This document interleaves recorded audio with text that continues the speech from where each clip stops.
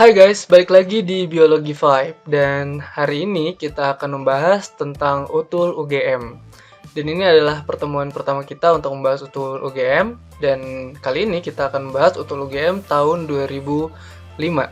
Oke, kita akan mulai dari soal 56 dan akan berakhir di soal 75. Jadi akan ada 20 soal dan silakan untuk di pause dulu biar bisa mengerjakan soalnya terlebih dahulu baru nanti kita ke pembahasan. Oke, kita akan mulai dari soal nomor 56.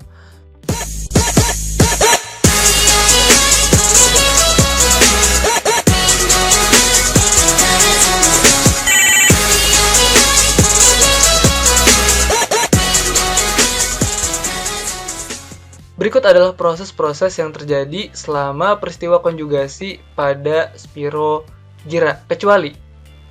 Nah, kita harus tahu spirogyra itu seperti apa ya. Nah, ini adalah bentuk dari spirogyra. Nah, di sini juga udah ada proses kawinnya gitu ya dari spirogyranya. Jadi pertama di sini ada inti sel dari spirogyra. Dan ini ada 2 spirogyra gitu ya. Ini panjang, 1, ini 2 gitu. Kemudian lambat laun di ujung bagian spirogyranya, di tepi kulitnya itu, di dinding selnya, ada tabung-tabung konjugasi gitu ya. Nah, ada benjolan-benjolan. Nah, kemudian benjolan-benjolan ini lama-kelamaan akan terhubung gitu ya, menjadi seperti satu jalur.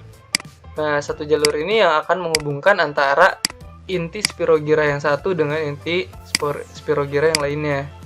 Nah, kemudian apa yang terjadi? Yang terjadi adalah inti sel yang ada di dalam spirogyra yang jantan, nah ini yang jantan ya. Nah, ini jantan akan pindah kepada yang betina.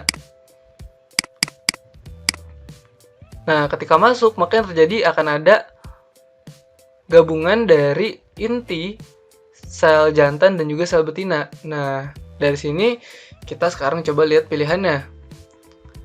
A. Terbentuknya zoospora. Nah, zoospora ini apa sih? Zoospora ini berarti spora yang seperti hewan. Zoo itu hewan ya. Berarti spora ini dia punya tentakel yang bisa bergerak. Seperti halnya sperma, seperti itu ya. Nah, apakah ada? Oke, kita cek dulu yang lain ya. Terjadi plasmogami. Plasmo itu artinya apa? Plasmo itu cairan, gami itu adalah hubungan gitu ya, penggabungan cairan. Apakah ada penggabungan cairan di sini? Ada ya. Ini di sini yang bulat ini ada cairannya. Terus berpindahnya protoplasma. Proto itu artinya apa? Proto itu awal, plasma itu cairan awal gitu ya. Nah, apakah ada cairan yang berpindah? Ada juga gitu. Selanjutnya terjadinya karyogami, pembentukan. Karyo itu apa? Karyo itu inti. Berarti pembentukan inti. Apakah inti-intinya bergabung? Betul ya. Jadi ada penggabungan inti-inti yang jantan bergabung dengan inti yang betina. Yang E, terbentuknya zigospora. Spora yang terbentuk dari zigot kayak gitu. Apakah ada? Ada juga kayak gitu. Maka jawaban yang benar adalah yang A. Nah, zoospora ini tidak ada di proses dari spirogyra gitu ya. Kita lanjut ke nomor 57. Bagian jamur merang yang dimakan berupa kayak jamur merang tuh bentuknya kayak gimana sih? Nah, jamur merang itu bentuknya seperti ini. Nah, jadi ini bentuk jamur merang dan di sini ada disebutnya dengan basidiokarp ya, basidiokarp. Nah, basidiokarp ini terdiri dari satu satuan basidium. Nah, ini namanya basidium ya. Basidium. Nah, terus kalau conidium tuh apa? Conidium tuh bentuknya kurang lebih seperti sapu gitu ya. Tapi dia juga adalah spora juga gitu. Nah, ini conidium. Terus apa itu miselium? Nah, miselium itu sebenarnya gampangnya adalah akar, meskipun ya bisa dibilang bukan akar sih, tapi lebih mirip akar, yang mana ini menjadi tunas untuk menumbuhkan jamur-jamur lainnya gitu ya. Nah, di sini ada di bagian bawahnya ini ada yang namanya miselium yang terdiri dari hifa. Kayak gitu. Jadi sebenarnya bukan akar sih, tapi ya mirip banget lah. Mirip banget dengan akar. Nah, di sini bakal ada jamur lagi. Gitu ya. Nah, oke, berarti yang dimakan adalah basidium atau yang A gitu ya. 58. Pada gambar telinga tengah terdapat tulang kecil yang terangkai berurutan dari luar ke dalam adalah. Nah, kita harus tahu struktur dari telinga ya. Nah, ini adalah struktur dari telinga. Di sini ada telinga yang umum. Nah, ini telinga yang umum dan ini ada bagian tengahnya ya. Nah, sebenarnya bagiannya yang ini ya. Nah, yang dibulatin merah kita perbesar. Nah, bentuknya akan seperti ini gitu ya. Dan kita lihat kalau dari kiri ke kanan, maka jawabannya adalah pertama martil, bagian tengahnya adalah tulang landasan, dan bagian paling dalam adalah tulang sanggurdi. Atau kalau nama bahasa Inggrisnya, ini namanya malleus. Kemudian tulang landasan itu incus. Dan tulang sanggurdi itu adalah stapes. Nah, gitu. Nah, jadi kalau kita lihat berarti jawabannya adalah yang A, martil, landasan, dan sanggurdi. Oke, kita lanjut ke nomor 59. Jaringan tumbuhan yang terdiri dari sel-sel dewasa yang dapat berubah menjadi meristem adalah. Ya, kita tahu ya, kalau jaringan itu ada 3 macam. Nah, di sini ada 3 macam. Pertama ada parenkim, kemudian ada kolenkim, dan ada sklerenkim. Nah, untuk 2 jaringan yang terakhir, kolenkim dan sklerenkim, ini adalah jaringan penyokong, pembangun gitu ya, yang mana di sini udah ada lignin. Kalau di kolenkim tuh lebih banyak selulosanya gitu ya. Terus kalau di sklerenkim udah banyak ligninnya. Nah, ini bakal keras banget kayak gitu. Nah, sedangkan yang bisa berubah jadi meristem lagi adalah jaringan parenkim. Oke, berarti jawabannya adalah yang B. Gitu ya. 60. Protalium jantan pada Selaginella sp merupakan hasil pertumbuhan dari. Nah, kita harus tahu protalium itu apa sih? Selaginella itu apa sih? Gitu ya. Nah, jadi Selaginella adalah paku-pakuan. Nah, paku-pakuan tuh kayak gimana sih? Nah, jadi bentuknya kayak gini. Ini adalah siklus pertumbuhan dari Selaginella. Nah, pertama kita lihat di sini ada zigot, terus jadi tumbuhan paku, terus akhirnya tumbuhan paku membentuk 2 jenis spora. 2 jenis spora itu ada mikro dan makro sporofil. Kemudian berubah yang mikro sporofil jadi mikrosporangium, jadi sel induk mikrospora, terus jadi mikrospora. Dari mikrospora menjadi mikroprotalium, akhirnya menjadi antheridium, dan akhirnya menjadi spermatozoid. Berarti dengan kata lain, mikrospora yang kecil nih akan menjadi sperma atau menjadi yang jantan. Nah, sedangkan makrospora yang ukurannya besar akan menjadi ovum. Dengan kata lain, untuk protalium jantan, maka jawabannya adalah mikrospora. Berarti yang D ya. Oke, kita lanjut ke nomor 61. Ketika daur Krebs telah menyelesaikan 4 putaran lengkap. Oke, 4 putaran.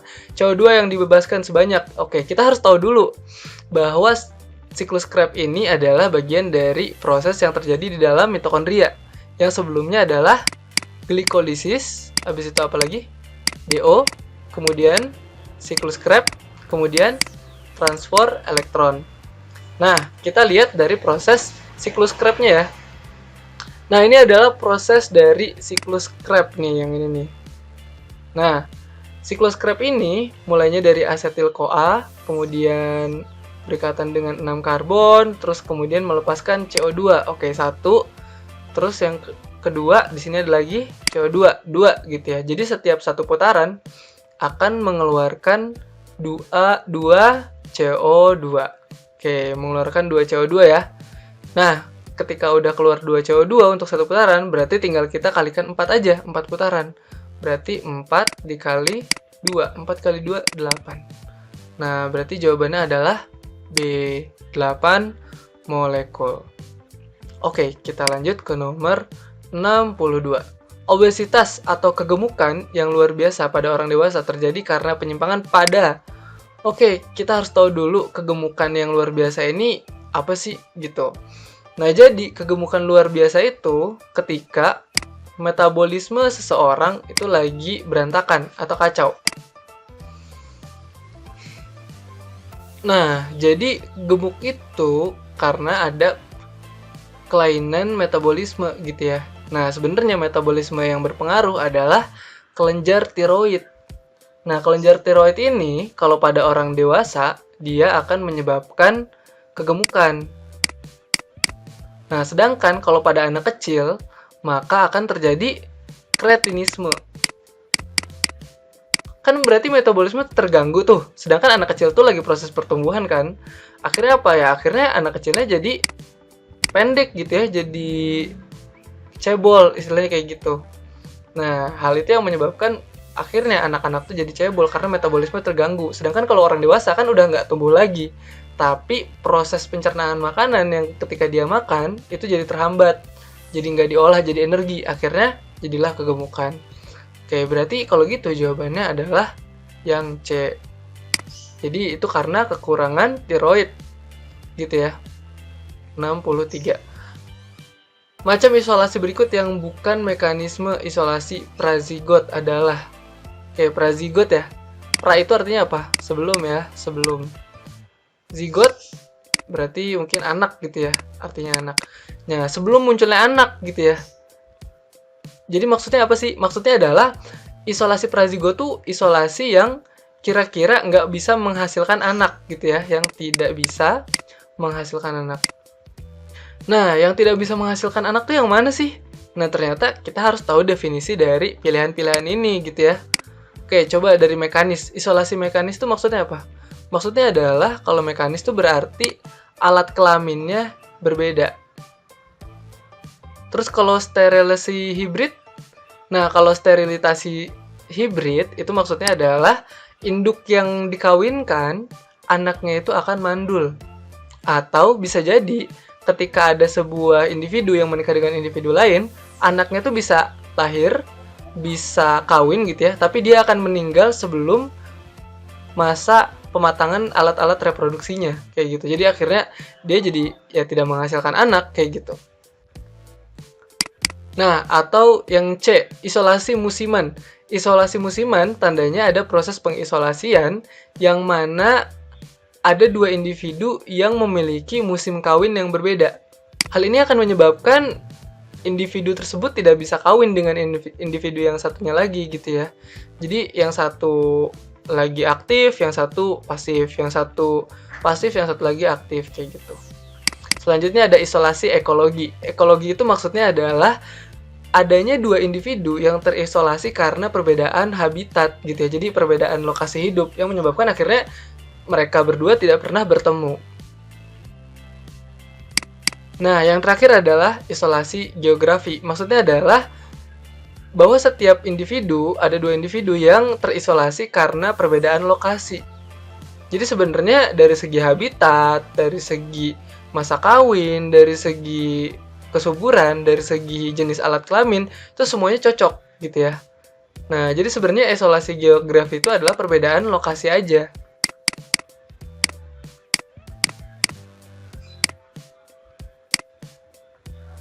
Nah, dengan kata lain, satu-satunya kemungkinan yang paling mungkin untuk kawin lagi adalah isolasi geografi. Gitu. Jadi nggak ada hubungannya dengan ekologi, musiman, hibrid, dan juga mekanis. Kayak gitu.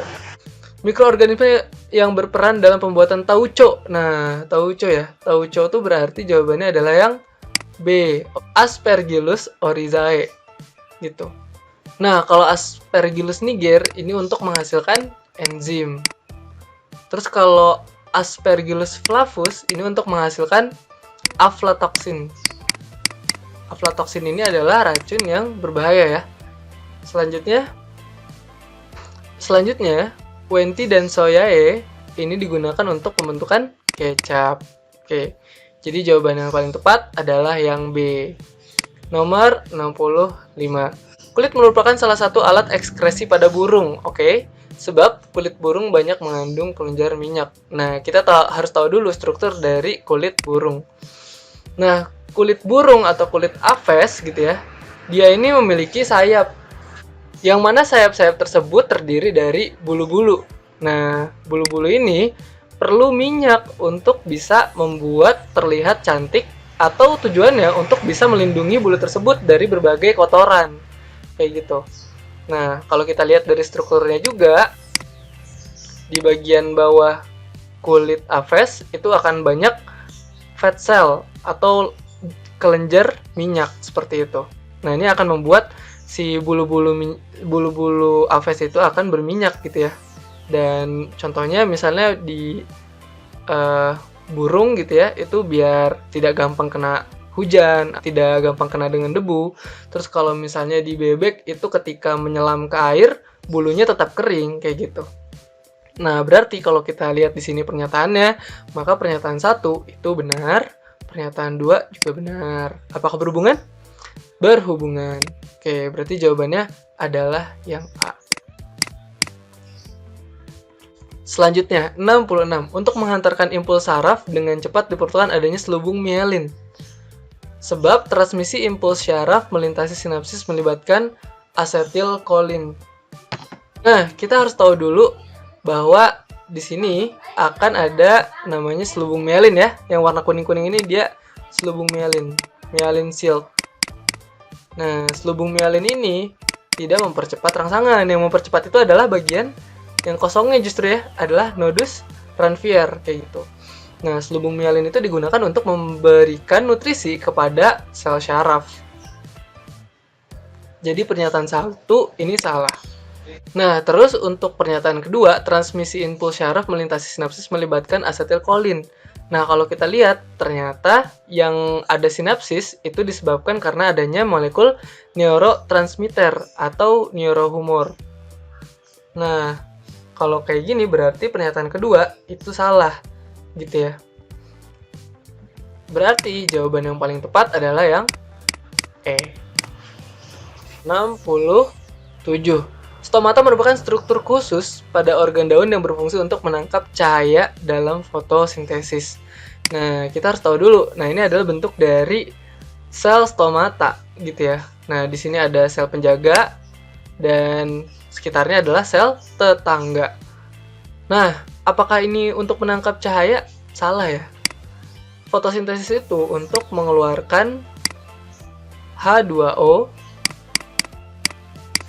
gitu ya, dan memasukkan CO2 gitu. Jadi kalau seandainya sudah kekurangan CO2 di dalam daun, maka yang terjadi adalah CO2 akan dimasukkan melalui stomata kayak gitu. Jadi stomatanya kebuka, CO2-nya masuk dan akhirnya ada proses reaksi gelap atau siklus Calvin. Nah, di sini nggak ada cahaya pun. Stomata itu letaknya ada di bawah. Nah, jadi kalau seandainya ini ada daun, bagian bawahnya ini yang ada stomatanya gitu. Bagian atasnya tidak ada gitu ya. Nah, tapi untuk daerah-daerah laut gitu ya, yang mana tumbuhannya itu ada di perairan, stomatanya ada di atas. Nah, jadi untuk yang bawah adanya di darat. Oke, jadi kalau kita lihat pernyataan 1 ini salah, pernyataan 2 sebabnya stomata membuka pada siang hari dan menutup pada malam hari. Ini juga salah. Ada tanaman CAM, ada tanaman C4, ada tanaman C3, yang mana stomatanya ini akan membuka tergantung dari kondisi masing-masing kayak gitu ya. Jadi nggak harus siang hari dan tidak harus tertutup pada malam hari. Jadi ini juga salah. Salah, maka jawabannya yang tepat adalah yang E. Gitu. Oke, selanjutnya 68. Pada tanaman sebangsa kaktus, posisi stoma tenggelam. Sebab stoma yang tenggelam akan menurunkan laju transpirasi. Nah, kita harus tahu dulu stoma itu apa sih? Stoma itu adalah stomata gitu ya. Jadi stoma itu adalah stomata. Bedanya apa? Bedanya adalah stomata itu jamak. Nah, sedangkan kalau stoma itu tunggal, bentuk tunggal dari stomata. Nah, gitu ya. Nah, ya udah berarti apakah benar posisinya ada dalam? Betul, kaktus itu tujuannya kenapa dia menenggelamkan stomata atau stoma? Karena untuk mengurangi proses transpirasi atau proses penguapan air gitu ya. Jadi airnya nggak banyak kebuang. Nah, jadi kalau kita lihat di pernyataan pertama, ini benar. Pernyataan kedua, benar juga gitu ya. Nah, ini ya transpirasi, penguapan air. Berarti, apakah berhubungan? Berhubungan. Kalau gitu berarti jawabannya adalah yang A. Gitu ya. 69. Ikan air tawar mengeluarkan banyak urin sebagai upaya mengeluarkan kadar garam dalam tubuhnya. Sebab ikan air tawar berada dalam lingkungan yang bersifat hipertonik terhadap tekanan osmotik sel-sel tubuhnya. Oke, kita harus tahu dulu dong bentuk ikannya seperti apa. Nah, jadi ikan tuh ada yang di air tawar dan ada yang di air laut. Oke, buat ngafalinnya gimana sih? Oke, prinsip pertama adalah kita harus sadar lingkungan dari ikannya terlebih dahulu. Nah, ikan air tawar lingkungannya itu adalah hipotonik, ya kan? Karena di air tawar. Sedangkan kalau di air laut, dia itu hipertonik. Nah, hipertonik berarti dia banyak zat terlarutnya, gitu kan? Nah, kalau kita memahami proses osmosis, apa yang terjadi?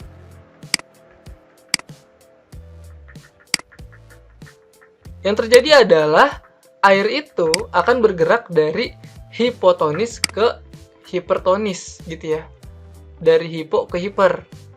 Jadi dari zat pelarut yang tinggi ke zat pelarut yang rendah. Makanya yang harus kita hafalin dulu nih untuk biar nggak bingung gitu ya.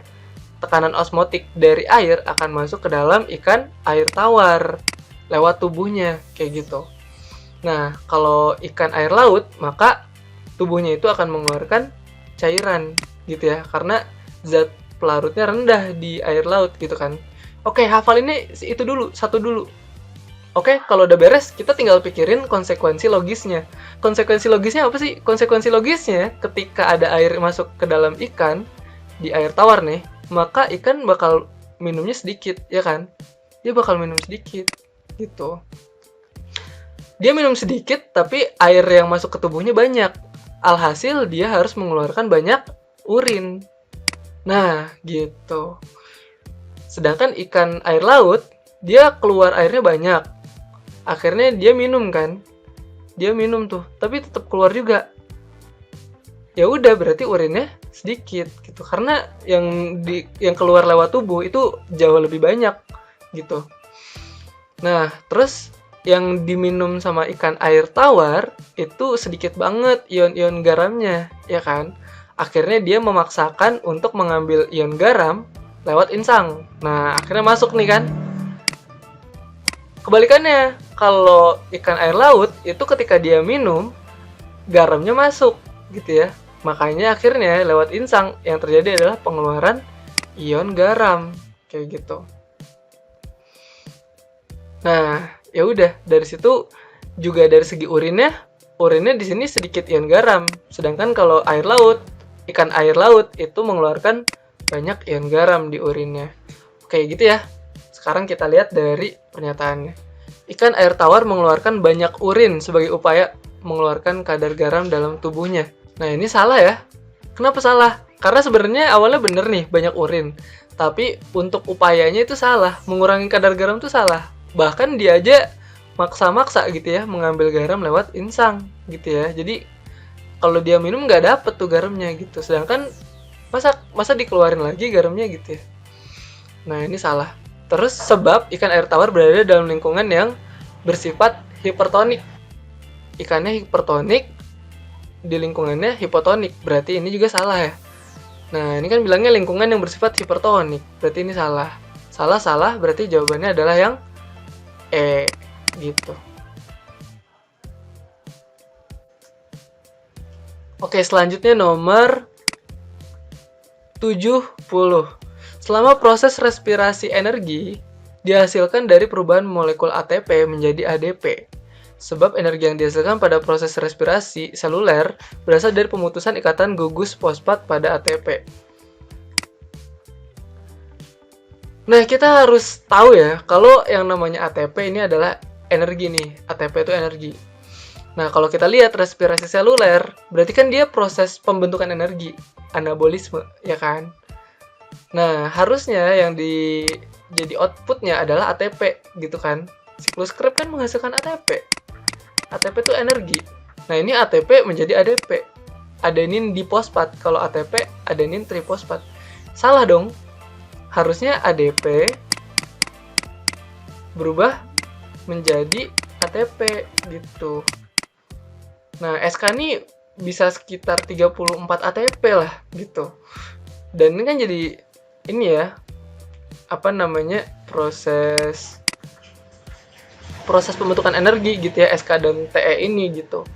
Nah, jadi ya udah, ini kebalik gitu. Harusnya dari ADP menjadi ATP, bukan ATP menjadi ADP. Terus sebabnya energi yang dihasilkan pada proses respirasi seluler berasal dari pemutusan ikatan gugus fosfat pada ATP. Ini salah juga. Energi yang dihasilkan tuh berarti dari ADP jadi ATP gitu ya. Ini kebalik lagi. Berarti ini salah. Ini juga salah gitu. Oke, jawabannya berarti adalah yang E. Selanjutnya 71. Kesalahan transkripsi oleh RNA transfer dapat menimbulkan kesalahan pembentukan protein. Sebab pada proses transkripsi, urutan kode genetik dari DNA dibawa oleh RNA transfer ke ribosom tempat terjadinya pembentukan asam amino. Nah, kita harus tahu dulu nih. Kita harus tahu dulu bahwa proses DNA itu sampai jadi protein, atau kita sebut dengan sintesis protein ya.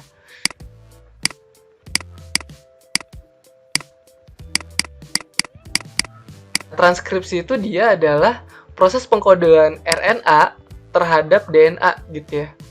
Nah, ini ada DNA, ini sense gitu ya. Terus ada DNA antisense.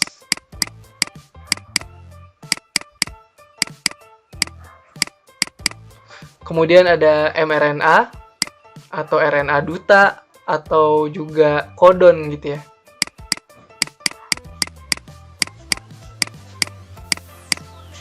Kemudian ada proses translasi gitu ya, di mana ada tRNA dan juga ada asam amino. Nah, dari pernyataan pertama kita lihat bahwa transkripsi oleh RNA transfer, berarti di sini ada kesalahan ya. Transkripsi itu harusnya mRNA, atau kalau mau dibalik, harusnya yang RNA transfer itu adalah translasi. Berarti pernyataan pertama ini salah. Oke, sebab pernyataan keduanya pada proses transkripsi, kode genetik DNA dibawa oleh RNA transfer. Nah, ini juga salah ya. Harusnya RNA duta atau mRNA gitu. Oke, berarti pernyataan kedua salah juga. Oke, berarti jawabannya adalah yang E. 72. Karakteristik hewan yang termasuk dalam film Coelenterata adalah. Nah, kita harus tahu dulu. Coelenterata itu adalah ubur-ubur, teman-teman. Nah, jadi ubur-ubur ini ada dua fase. Ada ketika dia jadi polip dan ketika dia menjadi medusa atau ubur-ubur asli gitu ya. Nah, dari sini kita bisa lihat bahwa dia memiliki tentakel. Oke, ini ada tentakelnya ya. Nih yang panjang-panjang ini nih. Oke, berarti ini benar. Gitu. Selanjutnya, apakah dia bersifat diploblastik? Betul juga gitu ya. Jadi dia punya dua lapisan tubuh. Kalau manusia itu punya 3, kalau ubur-ubur punya 2, ectoderm dan endoderm gitu.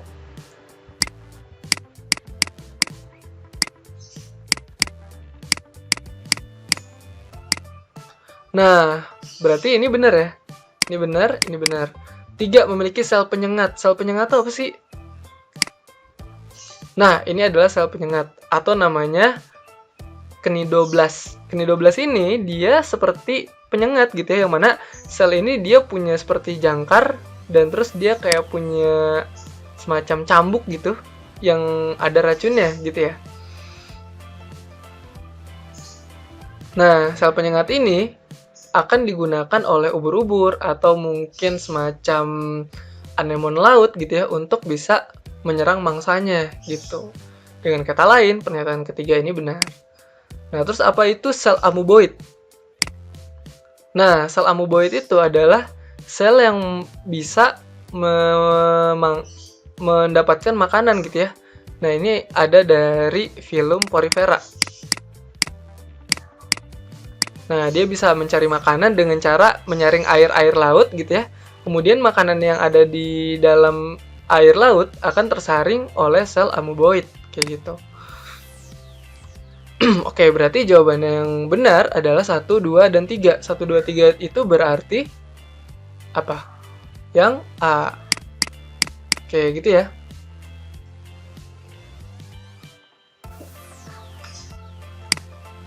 Selanjutnya nomor 73. Tumbuhan berikut yang termasuk dalam famili Arecaceae.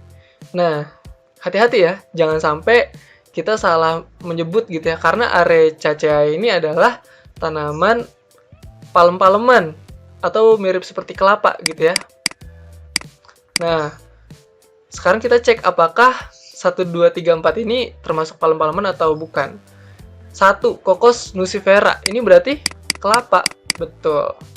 Dari kata kokos ya, atau coconut kalau bahasa Inggris. Nah, terus arena pinnata itu apa? Arena pinnata itu adalah aren. Nih, sebenarnya ini ada kata kuncinya nih, aren. Arena pinnata. 3. Aloes guinensis. Apa itu? Itu adalah kelapa sawit. Kelapa sawit ya. Nah, terus yang keempat adalah Areca catechu. Ini adalah pinang. Oke, dengan kata lain semuanya bersifat palem-paleman gitu ya. Nah, berarti ini semuanya benar. Kalau semuanya benar berarti apa? Berarti jawabannya adalah yang E ya. Oke, kita lanjut ke nomor 74. Seorang anak laki-laki normal menikah dengan wanita karir buta warna. Oke, laki-laki normal, perempuan karir buta warna.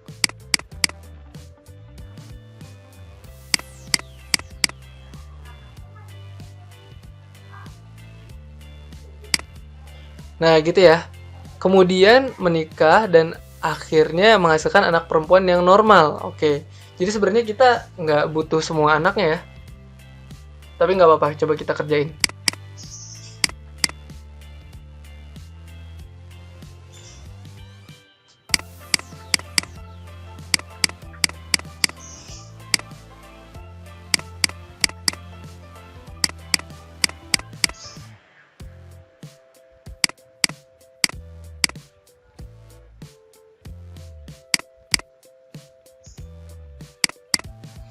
Nah, ini anaknya ya, ada 4 jenis. Nah, kemudian perempuan yang normal, oke, perempuan yang normal menikah dengan laki-laki buta warna. Menikah dengan laki-laki buta warna. Berarti perempuan ini, XX, menikah dengan XY. Nah, gitu. Buta warna ya. Nah, sekarang kita coba kawinkan lagi gitu ya. Nah, karena ini normal, berarti kromosomnya cuma 1, X. Sedangkan kalau yang laki-laki itu ada XY dan Y. Kita kawinkan. Ini jangan lupa PGF-nya. Berarti anaknya adalah XXC dan XY. Berarti dengan kata lain, perempuan carrier gitu ya, wanita carrier dan laki-laki normal. Oke, berarti jawabannya adalah 50% perempuan carrier, oke, yang ini, dan 50% laki-laki normal. Oke, jawabannya 2 dan 4. 2 dan 4, berarti ini jawabannya adalah yang C. Oke, nomor selanjutnya, 75. Bahan-bahan yang termasuk sebagai pencemar polutan di udara adalah, nah, apa nih? Minyak, pestisida, timbal, atau asbes. Nah, kita harus tahu dulu kalau minyak ini dia berarti cair ya, liquid. Nah, dia liquid. Dengan kata lain, dia jarang banget ada di udara gitu ya. Berarti ini menyerang badan air, kayak gitu. Nah, selanjutnya pestisida. Pestisida itu biasanya untuk lahan-lahan pertanian, gitu kan. Nah, berarti jawabannya ini biasanya tanah. Atau bisa jadi ke air gitu ya, karena biasanya kena air hujan, akhirnya turun ke badan air. Terus kalau timbal, dia itu adanya di udara juga ya. Di udara ternyata ada. Dan emang karena ini soal untuk UGM 2005 gitu ya, yang mana mungkin belum banyak penelitian yang membahas tentang timbal, karena memang timbal ketika dia ada di udara jumlahnya sangat-sangat kecil gitu ya. Makanya emang baru beberapa tahun ini ada penelitian yang menjelaskan tentang pencemaran udara oleh timbal. Nah, timbal ini dalam bentuk PB di udara, biasanya dari cat tembok atau asap-asap kendaraan gitu ya, bahan bakar. Nah, terus selanjutnya ada asbes. Nah, asbes ini dia bisa mengandung magnesium sama silikon. Nah, ini berbahaya ya. Nah, ini biasanya ada di atap-atap rumah, kayak gitu. Atau di tempat kerja juga bisa. Kerja-kerja lapangan gitu ya. Nah, ini bakal jadi pencemar udara juga. Oke, jadi jawabannya di sini ada 3 dan 4. Gitu ya. Jadi kalau dikunci jawaban, sebenarnya jawabannya 4, cuman setelah gue coba teliti lagi ternyata timbal bisa jadi pencemar udara juga gitu. Jadi jawabannya 3 dan 4 kayak gitu. Oke, berarti beres. Oke, thanks for watching. Bisa di like dan subscribe buat ngedukung channel ini. Bye.